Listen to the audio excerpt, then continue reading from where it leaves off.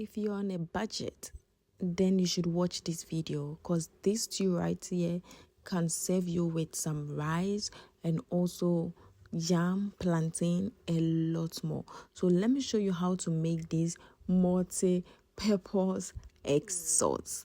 It's so good and it is so great. It's budget friendly. So let's get started. Into your pan, just go in with some vegetable oil. You can use palm oil if you prefer that. You can use any oil of your choice, coconut oil. Put in some sliced onions. We are going to leave the onions to fry on low heat. You can add as much onions as you prefer, but we're on a budget, so we are just doing everything little by little.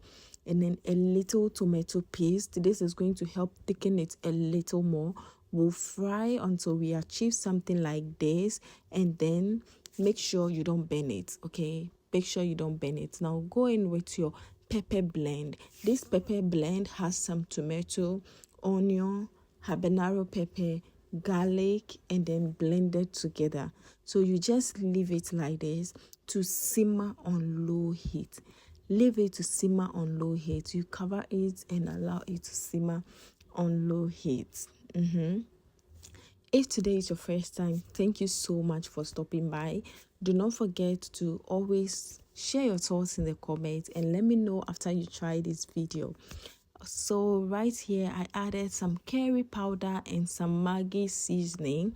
I'm going to stir these and leave it to simmer for a few minutes. And then I tasted for salt and I added a bit of that. You can add any seasoning of your choice at this stage. I use just Maggie and also some curry powder. Now I just beat about 4 eggs here. 4 eggs, and then I'm going to pour this over. Everything should just be on low heat. You do not want your stew to get burnt.